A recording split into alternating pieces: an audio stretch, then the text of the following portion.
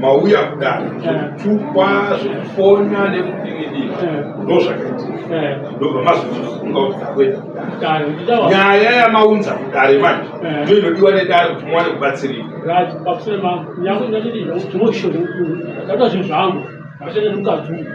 mukadzi akatora zvinhu zvenyu zvii nefiriji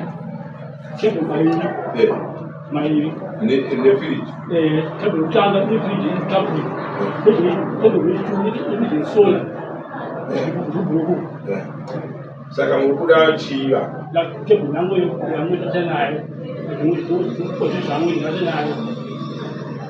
izwaika mufanira kupinda munhu unotora zvipiwo chinhu isati sikutokupai asi kuti munhu anotora zvinhu zvake kana matora zvinhu zvenyu ndokutangira nyaya yekuti ko chiudzi ezvinotora nyaya iyi tichaisa pajudgment form wotove mutongo nanditi mukadzi wenyu woenda pakuropa onosevha mutongo kuti paya pamusina kuya kudara murume wenyu aimhangara nyaya yekuti ane makebheni maviri ane mafiriji maviri yesola ndegasi anotenga ndesola neimwe kapuri inoshanda nemagetsi ndokompleni yaakaisa saka takamutenda unotora zedara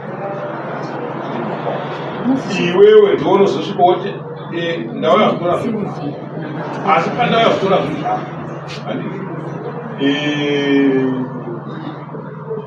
ndinoda kukusiyirawo chakati zvichibva kwauri uone mari yakanga ichitenga kana uri waitenga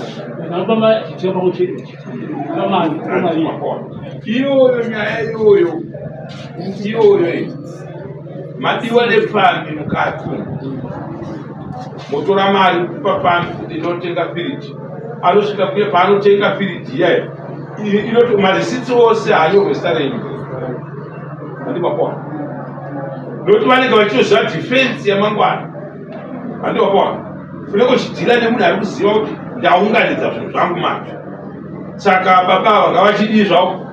ngavafana kana tonoenda manje pamutemo takuenda kumakodzi hazvitika munosvika ikoko munzi tipei marisiti baba nezvinhu zvenyu zvamakadii zvamakatenga firiji yamukutora nemasola ayo tipei ndiki kapri yamakatenga tipei marisiti ayo anowanikwa achinzi violent munonzi violent here aiyo nyaya yadii yatanga kana ndafarisa zvinenge handiti nyangwe ndichitengera girlfriend chinhu handitenge nezita handipapazva handitenge nezita rake. Mangwana utaura kuti mubhedha ndindakamutengera iwe wakanyorwa zita rake, ndindakamutengera ichi, ndindakamutengera ichi, ndindakamutengera ichi. Handiti anokuratira hayi kana matara akunzwisisii. So kuno kwakanaka hako kuti tamudeedza usitagoniwo aita iwo